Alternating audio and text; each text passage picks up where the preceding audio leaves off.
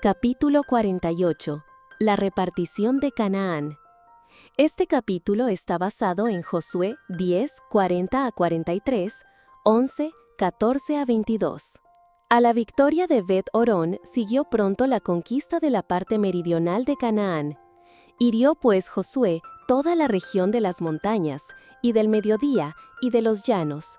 Todos estos reyes y sus tierras tomó Josué de una vez, porque Jehová, el Dios de Israel, peleaba por Israel. Y tornóse Josué y todo Israel con él al campo en Gilgal. Véase Josué 10:11. Las tribus del norte de Palestina, atemorizadas por el éxito que acompañaba a los ejércitos de Israel, formaron entonces una alianza contra ellos. Encabezaba esa alianza Javín, rey de Hazor, cuyo territorio se hallaba al oeste del lago Merom. Estos salieron y con ellos todos sus ejércitos. Esta hueste era mucho mayor que cualquier otra que hubieran encontrado antes los israelitas en Canaán, pueblo mucho en gran manera, como la arena que está a la orilla del mar, con gran muchedumbre de caballos y carros. Todos estos reyes se juntaron y viniendo reunieron los campos junto a las aguas de Merom, para pelear contra Israel. Nuevamente recibió Josué un mensaje alentador. No tengas temor de ellos, que mañana a esta hora yo entregaré a todos estos muertos delante de Israel. Cerca del lago Merom, Josué cayó sobre el campamento de los aliados y derrotó totalmente sus fuerzas. Y entrególos Jehová en manos de Israel, los cuales los hirieron y siguieron, hasta que no les dejaron ninguno. Los israelitas no debían apropiarse de los carros y caballos que habían constituido el orgullo y la vanagloria de los cananeos. Por orden divina, los carros fueron quemados y los caballos desjarretados e inutilizados para la batalla. Los israelitas no habían de depositar su confianza en carros o caballos, sino en el nombre de Jehová su Dios. Una a una fueron tomadas las ciudades, y Hazor, la gran fortaleza de la confederación, fue quemada. La guerra continuó durante varios años, pero cuando terminó, Josué se había adueñado de Canaán, y la tierra reposó de guerra. Pero a pesar de que había sido quebrantado el poderío de los cananeos, estos no fueron completamente despojados. Hacia el oeste, los filisteos seguían poseyendo una llanura fértil a lo largo de la costa, mientras que al norte de ellos estaba el territorio de los sidonios. Estos tenían también el Líbano, y por el sur, hacia Egipto, la tierra seguía ocupada por los enemigos de Israel. Sin embargo, Josué no había de continuar la guerra. Había otra obra que el gran jefe debía hacer antes de dejar el mando de Israel. Toda la tierra, tanto las partes ya conquistadas como las aún no subyugadas, debía repartirse entre las tribus. Y a cada tribu le tocaba subyugar completamente su propia heredad. Con tal que el pueblo fuera fiel a Dios, Él expulsaría a sus enemigos de delante de ellos y prometió darles posesiones todavía mayores si tan solo eran fieles a su pacto. La distribución de la tierra fue encomendada a Josué, a Eleazar, sumo sacerdote, y a los jefes de las tribus, habiéndose de fijar por suertes la situación de cada tribu. Moisés mismo había fijado las fronteras del país según se lo había de dividir entre las tribus cuando entraran en posesión de Canaán, y había designado un príncipe de cada tribu para que diera atención a la distribución. Por estar la tribu de Leví dedicada al servicio del santuario, no se la tomó en cuenta en esta repartición, pero se les asignaron a los levitas 48 ciudades en diferentes partes del país como su heredad. Antes que comenzara la distribución de la tierra, Caleb, acompañado de los jefes de su tribu, presentó una petición especial. Con excepción de Josué, era Caleb el hombre más anciano de Israel. Ambos habían sido entre los espías los únicos que trajeron un buen informe acerca de la tierra de promisión y animaron al pueblo a que subiera y la poseyera en nombre del Señor. Caleb le recordó ahora a Josué la promesa que se le hizo entonces como galardón por su fidelidad. Dijo Caleb: «Ciertamente la tierra en que has pisado tu pie ha de ser herencia tuya y de tus hijos para siempre, por cuanto has seguido cumplidamente a Jehová mi Dios». Josué 14:9. Por consiguiente, solicitó que se le diera Hebrón como posesión. Allí habían residido muchos años Abraham, Isaac y Jacob. Allí, en la cueva de Macpela, habían sido sepultados. Hebrón era la capital de los temibles anaseos, cuyo aspecto formidable tanto había amedrentado a los espías y por medio de ellos anonadado el valor de todo Israel. Este sitio, sobre todos los demás, era el que Caleb, confiado en el poder de Dios, eligió por heredad. Vea pues, dijo, Jehová me ha hecho vivir como él dijo estos 45 años, desde el tiempo que Jehová habló estas palabras a Moisés. Y ahora, he aquí, soy hoy día de 85 años, pero aún estoy tan fuerte como el día que Moisés me envió. ¿Cuál era entonces mi fuerza? Tal es ahora, para la guerra y para salir y para entrar. Dame pues, ahora, este monte, del cual habló Jehová aquel día, porque tú oíste en aquel día que los anaseos están allí, y grandes y fuertes ciudades. Quizá Jehová será conmigo, y los echaré como Jehová ha dicho. Esta petición fue apoyada por los hombres principales de Judá. Como Caleb mismo era representante de su tribu, designado para colaborar en la repartición de la tierra, había preferido tener a estos hombres consigo al presentar su pedido, para que no hubiera apariencia siquiera de que se valía de su autoridad para satisfacer fines egoístas. Lo que pedía fue otorgado inmediatamente. A ningún otro podía confiarse con más seguridad la conquista de esa fortaleza de gigantes. Josué entonces lo bendijo y dio a Caleb, hijo de Jefone, a Hebrón por heredad, porque cumplió siguiendo a Jehová, Dios de Israel. La fe de Caleb en esa época era la misma que tenía cuando su testimonio contradijo el informe desfavorable de los espías. Él había creído en la promesa de Dios de que pondría a su pueblo en posesión de la tierra de Canaán, y en esto había seguido fielmente al Señor. Había sobrellevado con su pueblo la larga peregrinación por el desierto y compartido las desilusiones y las cargas de los culpables.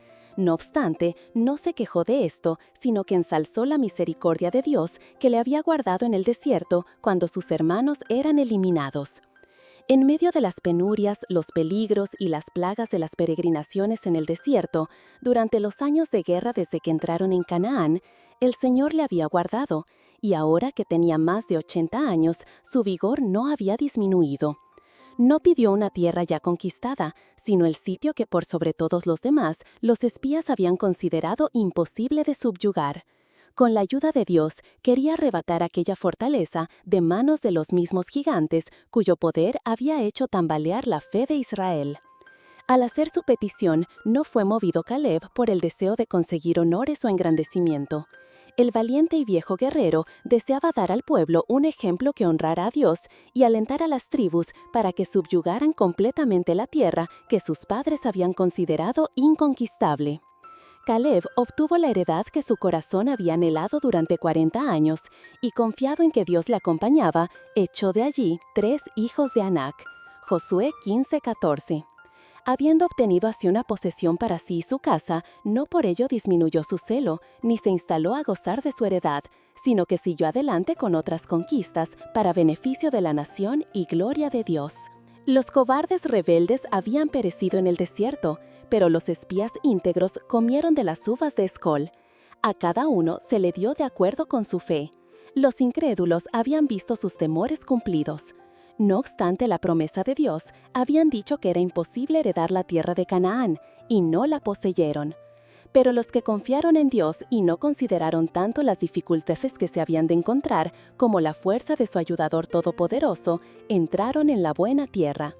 Por la fe fue como los antiguos notables ganaron reinos, habitaron filo de espada, convalecieron de enfermedades, fueron hechos fuertes en batallas, trastornaron campos de extraños. Esta es la victoria que vence al mundo, nuestra fe. Hebreos 11:33 y 34 y 1 Juan 5:4. Otra reclamación tocante a la repartición de la tierra reveló un espíritu muy diferente del de Caleb. La presentaron los hijos de José, la tribu de Efraín con la media tribu de Manasés. Basándose en la superioridad de su número, estas tribus exigieron una porción doble de territorio. La que les había tocado en suerte era la más rica de la tierra e incluía la fértil llanura de Sarón. Pero muchas de las ciudades principales del valle estaban aún en poder de los cananeos, y las tribus, rehuyendo el trabajo y peligro que significaba conquistar sus posesiones, deseaban una porción adicional del territorio ya conquistado. La tribu de Efraín era una de las más grandes de Israel, y a ella pertenecía el mismo Josué.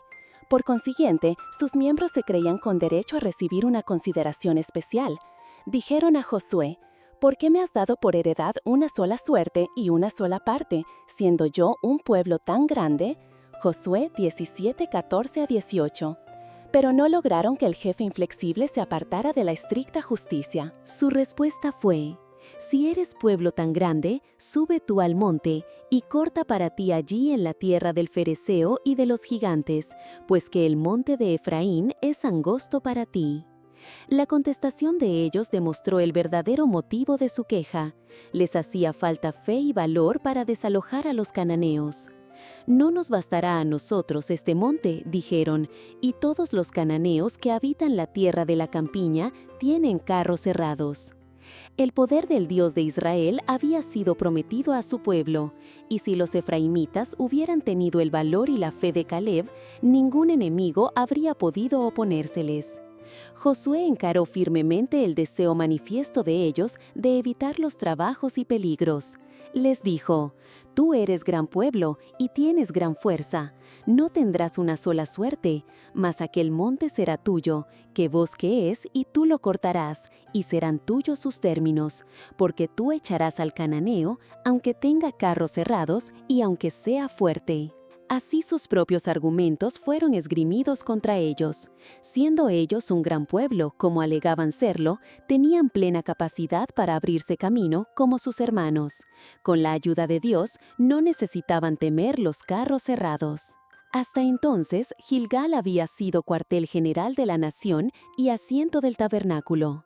Pero ahora, el tabernáculo debía ser trasladado al sitio escogido como su lugar permanente, la pequeña ciudad de Silo, en tierra adjudicada a Efraín. Estaba situada cerca del centro del país y era fácilmente accesible para todas las tribus.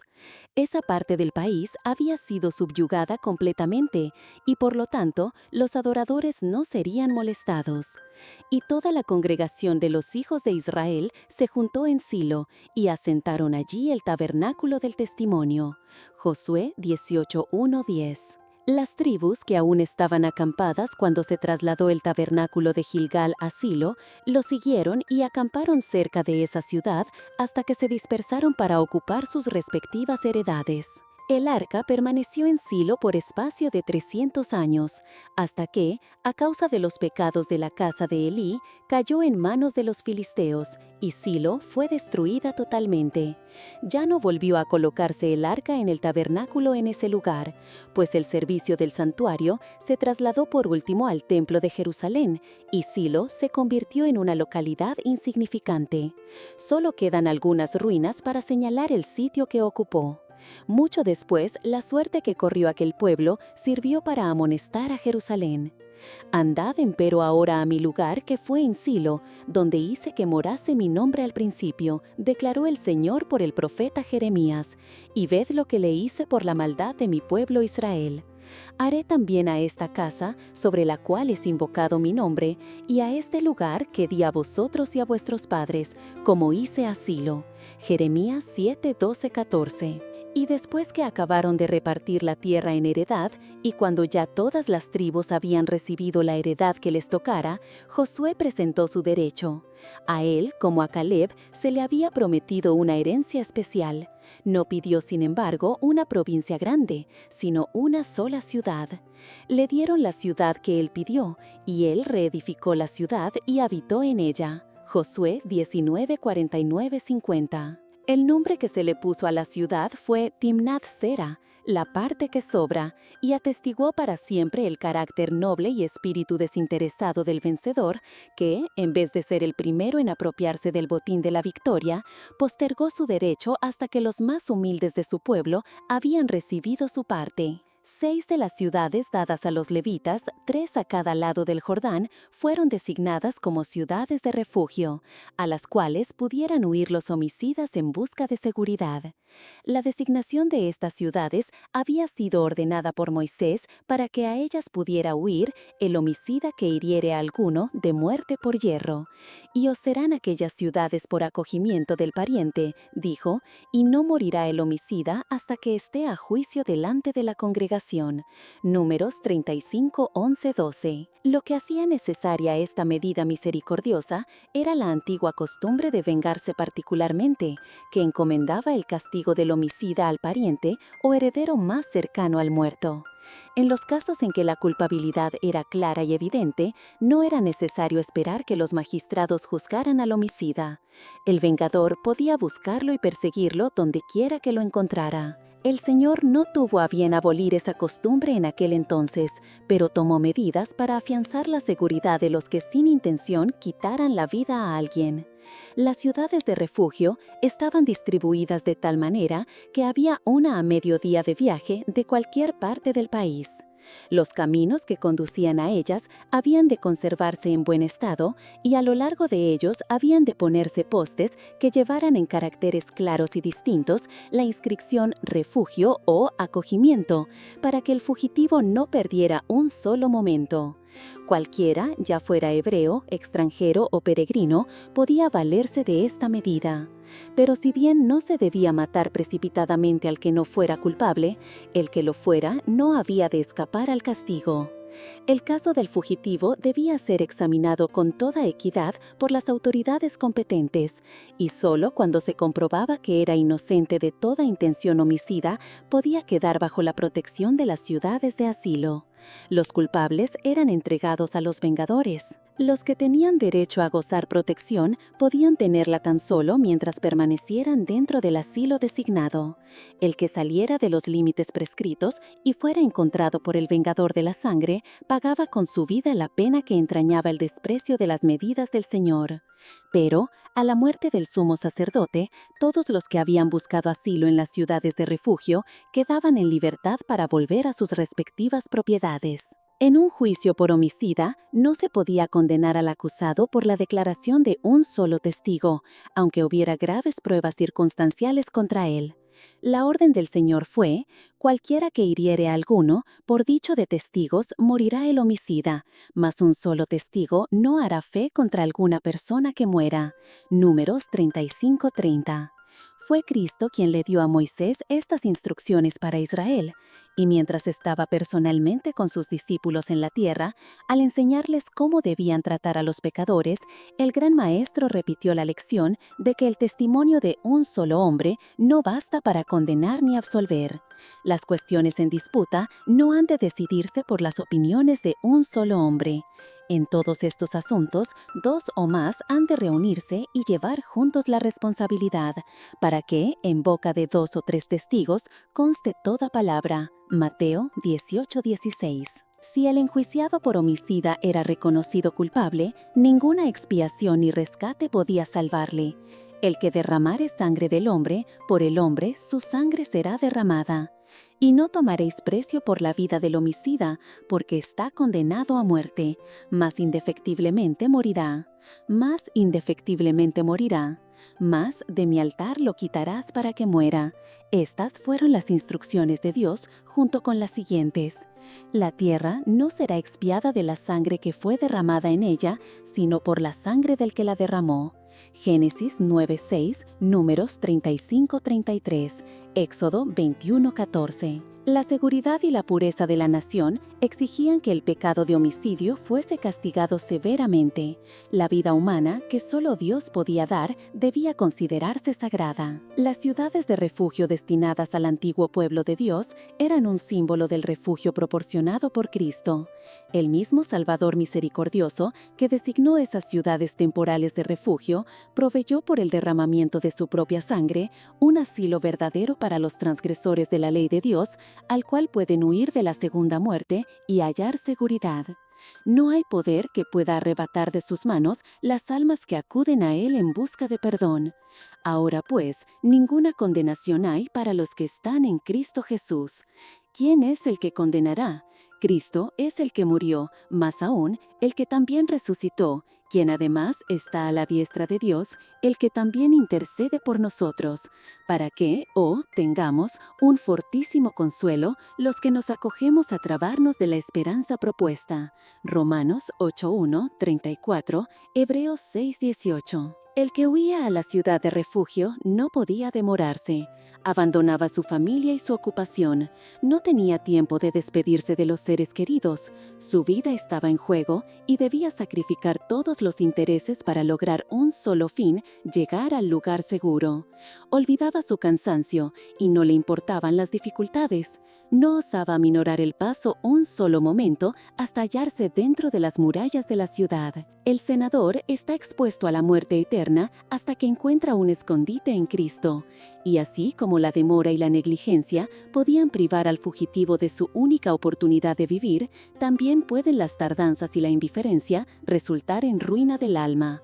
Satanás, el gran adversario, sigue los pasos de todo transgresor de la santa ley de Dios, y el que no se percata del peligro en que se encuentra y no busca fervorosamente abrigo en el refugio eterno, será víctima del destructor. El prisionero que en cualquier momento salía de la ciudad de refugio era abandonado a la voluntad del vengador de la sangre. En esa forma se le enseñaba al pueblo a seguir celosamente los métodos que la sabiduría infinita había designado para su seguridad. Asimismo, no basta que el pecador crea en Cristo para el perdón de sus pecados, debe, mediante la fe y la obediencia, permanecer en él.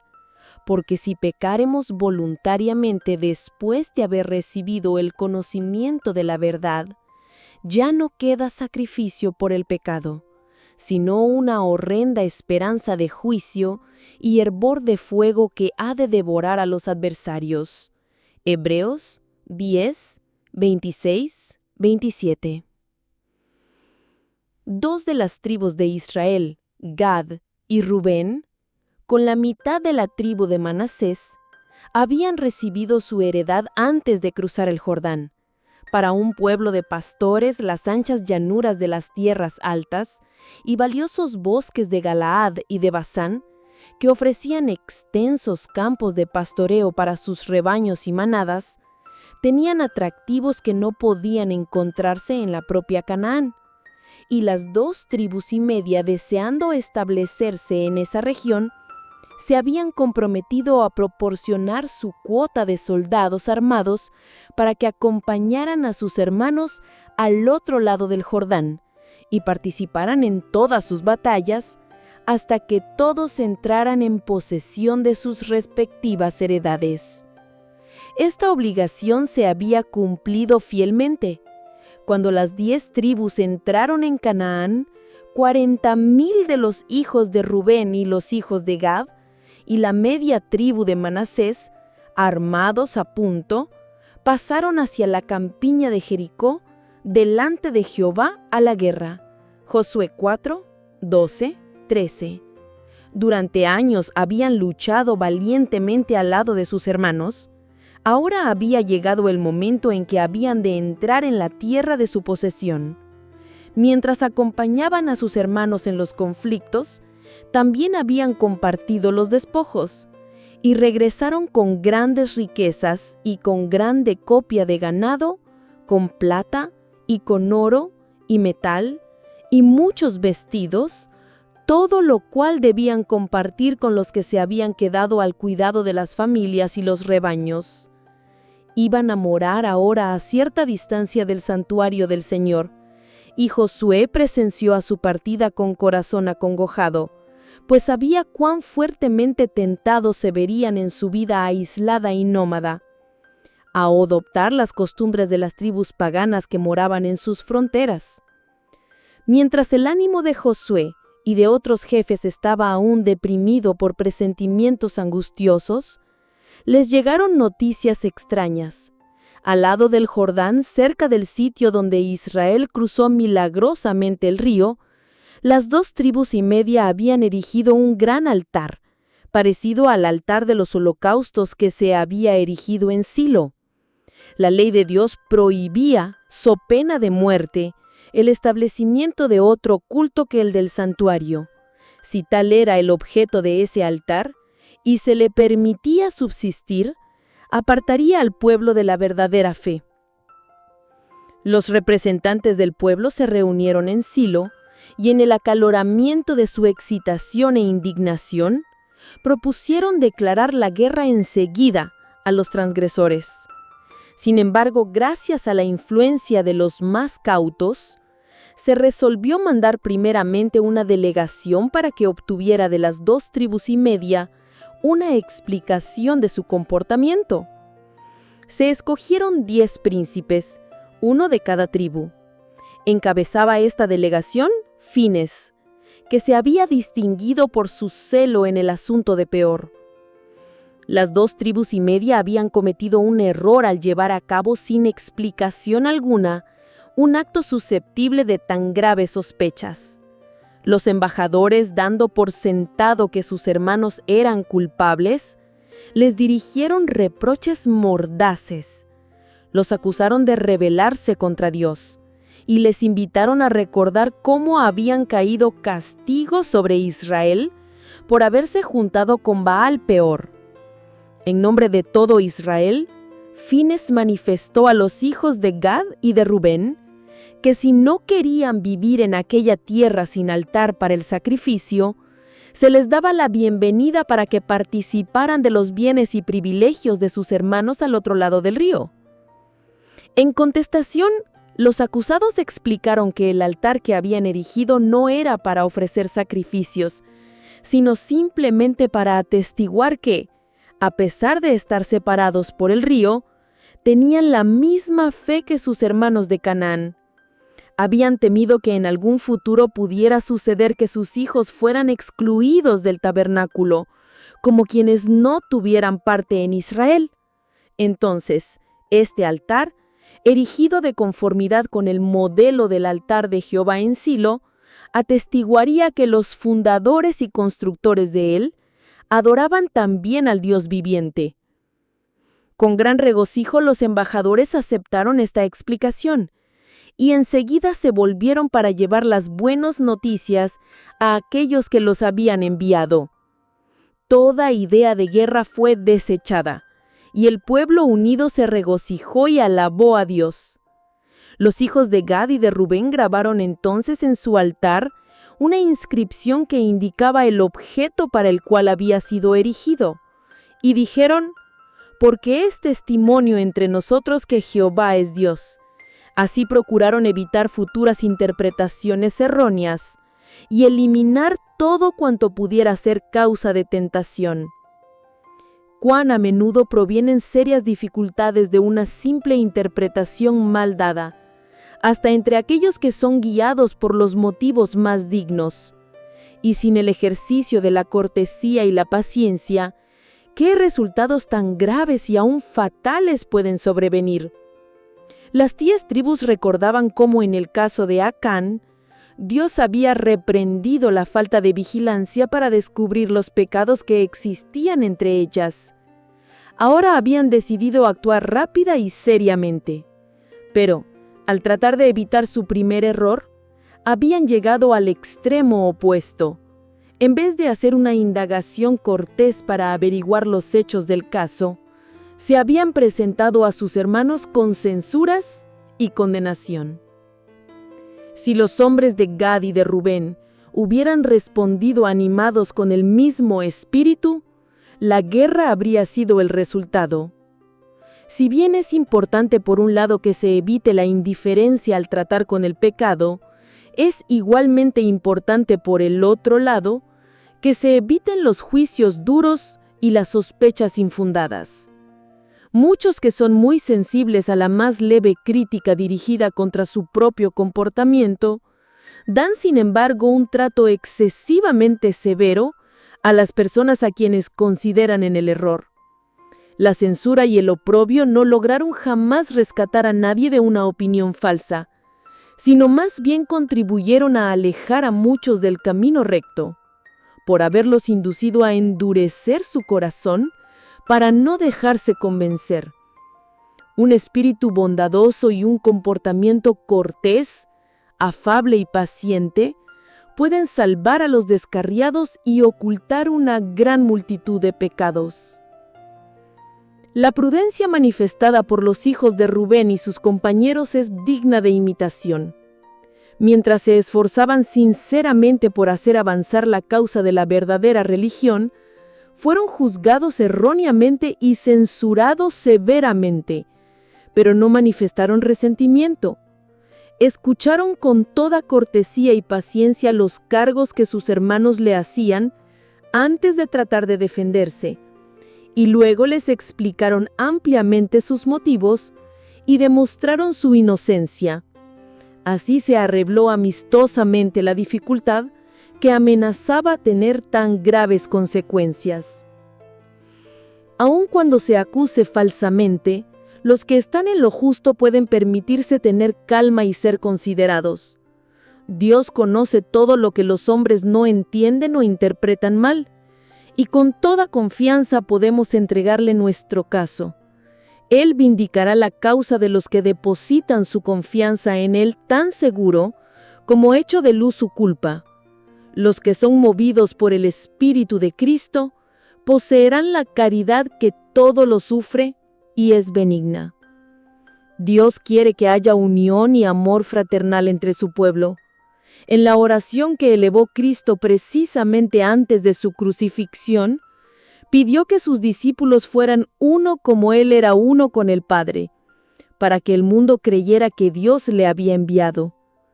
Esta oración conmovedora y admirable llegaba a través de los siglos hasta nuestros días, porque sus palabras fueron: «Mas no ruego solamente por estos, sino también por los que han de creer en mí, por la palabra de hechos».